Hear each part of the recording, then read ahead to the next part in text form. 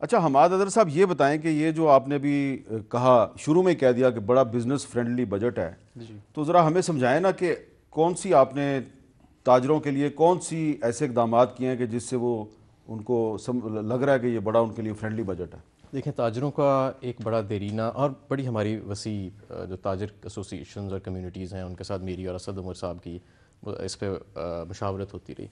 वो टैक्स देना चाहते हैं। एक तो उनको बड़ा डीमनाइज़ किया जाता है कि जी ताजर कम्युनिटी टैक्स नहीं देती, लेकिन वो देना चाहते हैं।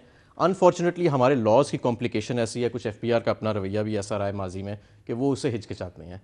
हमने अब इसके अंदर इंट्रोड्यूस किया है कि हम एक इस्लामाबाद से शुरू करके एक पायलट स्कीम शुरू करेंगे, जहाँ पे हम एक सादा सी टैक्स स्कीम उनके लिए लाएंगे, सादा सा टैक्स रिटर्न फॉर्म उनके लिए लाएंगे, जो एक आम दुकानदार बगैर किसी वकील की या चार्टर्ड अकाउंटेंट की मदद के बगैर फिल करके दे भी सके और उस पर टैक्सेस का ज़्यादा बोझ भी ना डले।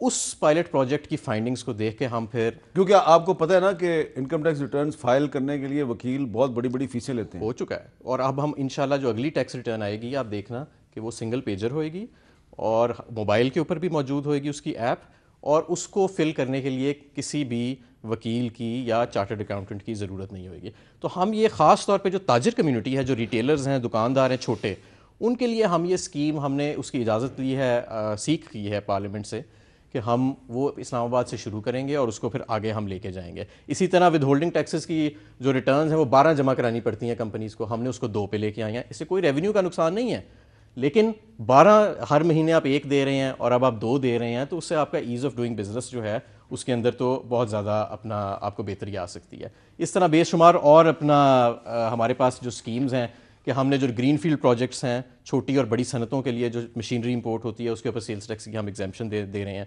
कस्टम्स ड्यूटीज़ की हम एग्जाम्पशंस दे रहे हैं। सोलर एनर्जी, जो रीन्यूएबल एनर्जी के जो प्रोजेक्ट्स लगाएंगे, जो इक्विपमेंट उसकी मैन्युफैक्चर के लिए होगी, उस पर 5 साल के लिए तमाम टैक्सेस की हम छूट दे रहे हैं, ताकि रीन्यूएबल एनर्जी की जो सनतें हैं लोकल इन हाउस हमारी कैपेसिटी बने। जी, इसका देखिए पहली चीज़ तो ये, देखिए अभी हमारे मुल्क में ज़रूरत है सोलर। आई फर्मली बिलीव कि रिन्यूएबल हमारा फ्यूचर है, लेकिन रिन्यूएबल को आप इंसेंटिवाइज तो करें कि आज अगर कोई सोलर लगाना चाहे तो उसके पास इंसेंटिव हो। वो तो हमने छोड़ दिया। हम फ्यूचर के लिए कह रहे हैं कि पहले आप कोई फैक्ट्री लगाएगा पाकिस्तान में, और उसके बाद उस फैक्ट्री को जो है छूट होगी। ये वो बैंक वाली बात फिर हो रही है कि इतने इनडायरेक्टली आप इंसेंटिव्स दे रहे हैं कि अल्टीमेटली एंड यूजर तक तो वो पहुंचते पहुंचते पता नहीं कितने साल लग जाएंगे। आई एम सॉरी, देखिए ना, उस पर पहले छूट है, ड्यूटी फ्री है वो सारा। देखिए आप बात वो करें ना जिससे कोई अब मैं उस कहानी से भी हट जाता हूँ जो शुरू में मैंने कही कि भाई फिजिकल डेफिसिट कैसे पूरा कर रहे हैं आप कोई, लेकिन अगर आपने इतना फ्यूचरिस्टिक एक बात कर भी रहे हैं आप, तो आप कम से कम उसमें इंसेंटिव्स ऐसे डालें कि लोग लगाना शुरू करें। अभी कोई भी जो है, आप हमारा कितना % जो एनर्जी है वो सोलर से या विंड से आती है, इट्स लेस देन 3%। तो वो सारा तो वहाँ तक पहुँचते पहुँचते टाइम लगेगा जब मार्केट ही नहीं है, जब डिमांड ही नहीं है। अब फिजिकल इंसेंटिव तो तब आप दें ना जब आपकी मार्केट क्रिएट हो जाए, and then you ask people कि आप बाहर से आके यही इक्विपमेंट पाकिस्तान में भी बनाएं। खुर्रम साहब, ये जब आपकी हुकूमत थी तो ये अखबार वाले कहते थे कि इंटरनेशनल मार्केट में न्यूज़ प्रिंट बहुत महंगा हो गया है, इस पर हम बहुत ड्यूटी देते हैं, ये ड्यूटी ख़त्म कर दें। तो आपने ख़त्म नहीं किया, असद उमर साहब ने ख़त्म कर दिया। अच्छा काम नहीं किया। 5% बहुत ड्यूटी थी सर, 5% ड्यूटी 50 होती, तुम कहते देखें, जब आपको पता है कि 20% उसकी प्राइस बढ़ी है इंटरनेशनल मार्केट में। नहीं तो वो इन्होंने चले, इनको दुख भी है कि खिलाफ का लफ्ज बोलते बोलते वो रह गए, हक में नहीं चाहता। मैं उनको तारीफ करना चाहता हूँ उनकी कि उन्होंने ये पहला मुल्क का ऑफ शोर एहसास फ्रेंडली बजट दिया। ऑफ शोर असासों को रेगुलराइज करने का उन्होंने वो कैसे?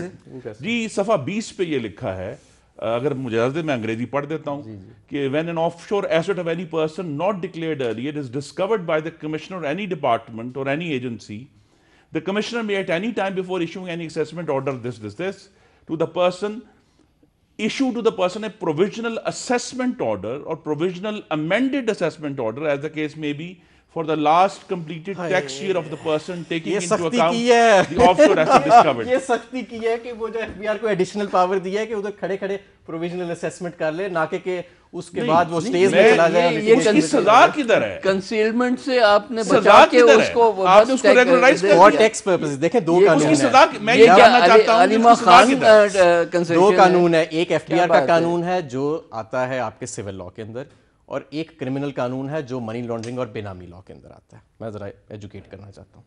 हम इस वक्त बजट में एड्रेस कर रहे हैं जो एफबीआर के पास सिविल लॉ प्रोसीजर्स के अंदर इख्तियारात हैं, जिनको हमने ऑफशोर प्रॉपर्टी की असेसमेंट के लिए ड्रास्टिकली इंक्रीज किया है ताकि लिटिगेशन को अवॉइड किया जा सके और बर वक्त फौरी तौर पे समरी असेसमेंट करके ऑर्डर दिया जा सके। ये कोई रियायत नहीं है, मैं माजरत के साथ आपने कहा मैं अंग्रेजी पढ़ लेता हूं, लेकिन ये बकायदा ठीक है जी, उस पे क्रिमिनल लॉ कोई नहीं है, कोई कानून नहीं, किसी को सजा नहीं मिलेगी। जो मनी ट्रेल के हवाले से कानून है, देखिए जब कोई ऑफशोर प्रॉपर्टी डिटेक्ट होती है जिस मिनट उसका टैक्स असेसमेंट ऑर्डर इशू हो जाएगा, वो कहेगा मैं तो टैक्स पेयर हूं। नाजरीन की सहूलत के लिए आप ये कह रहे हैं कि ये जो उन्होंने ऐलान किया है इससे ऑफशोर असासे रेगुलराइज हो जाएंगे जी फौरन, क्योंकि जब वो कह रहे हैं कि नहीं हम सुने हाँ टैक्स डिपार्टमेंट ये कहा है कि जब टैक्स डिपार्टमेंट के नोटिस में आएगा ऐसे बिल्कुल नहीं, तो वो खड़े खड़े उस पे जो मेरे भाई ने फरमाया ना, खड़े खड़े टैक्स लगा देंगे। जिस मिनट ये टैक्स लगाएंगे, असेस करेंगे, वो बंदा टैक्स पे करेगा और उस वक्त कहेगा अदालत पाकिस्तान में कि मैं तो टैक्स पेयर हूं इस असासे के ऊपर।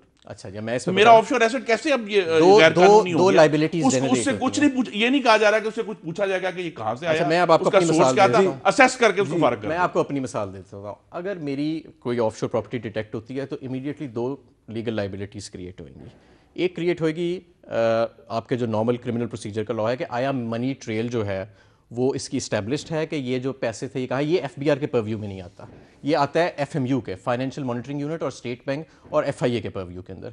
दूसरी लाइबिलिटी जो एफबीआर से है वो ये है कि आया ये जो प्रॉपर्टी डिक्लेयर्ड है ये टैक्स्ड है, ये डिक्लेयर्ड है कि नहीं है। हम एफबीआर, जब हम बजट की बात करते हैं तो हम उन एफबीआर के कवानीन को मनी बिल के जरिए हम एड्रेस कर रहे हैं। तो वो जो दूसरी लाइबिलिटीज़ हैं जो एफआईए के पास हैं, एफएमयू के पास हैं, बेनामी लॉज के, एंटी मनी लॉन्ड्रिंग लॉज के अंदर, वो इंटैक्ट अपनी जगह पे मौजूद है। लेकिन जो एफबीआर का कानून है सिविल लॉ और प्रोसीजर के अंदर, उसके अंदर मजीद इजाफा कर दिया गया और उसको स्ट्रेंथन कर दिया। देखिए ना, उसको पाबंद करना चाहिए था। सॉरी खुर्रम यार, ये तो आप बिल्कुल गलत बात कर रहे हैं कि ये यहाँ मैं गलत, मैंने पढ़ के सुना दिया है कि सफा 20 पर है नाजरीन, फाइनेंस बिल के सफा 20 पर है। अच्छा ओके, यू कैन टेक आप दिस अंग्रेजी पोजीशन इफ पढ़ें, you want but you will not be able to defend it later. नहीं आप अंग्रेजी पढ़ लें। ओके, आप ले लें ये पोजीशन। ये लिखना चाहिए था कि जो असेसमेंट है वो इसको रिपोर्ट करेगा इमीडिएटली अगर ऑफशोर एसेट्स डिस्कवर। ये साफ साफ आप बड़े जिम्मेदार आदमी हैं, मैं भी बहुत जिम्मेदार आदमी और ये भी बड़े जिम्मेदार आदमी हैं। मैंने तो पढ़कर सुना दिया, ठीक है, मैंने इन्होंने अपने पास से पोजीशन कोई ले बात लिया नहीं है। की। ये समझते हैं कि अगर ये वाकई समझते हैं कि इस लॉ के तहत उनको कुछ छूट दी गई है तो आई एम सॉरी टू से, ऐसे बिल्कुल नहीं है, बल्कि सख्ती की गई है। सख्ती की है। एफबीआर का जो लॉ है उसके अंदर उनकी समरी असेसमेंट की पावर्स को इन्हांस किया गया है। जो दूसरी पावर्स मौजूद हैं एंटी मनी लॉन्ड्रिंग एक्ट के अंदर, बेनामी लॉज एक्ट के अंदर और एफएमयू और एफआईए के पास, वो अपनी जगह मौजूद वैसे है। मेरा इस पे इख्तलाफ है। देखिए बात यह कि जो चीज एफबीआर के कागज में आई नहीं थी उसमें कहां सख्ती हुई।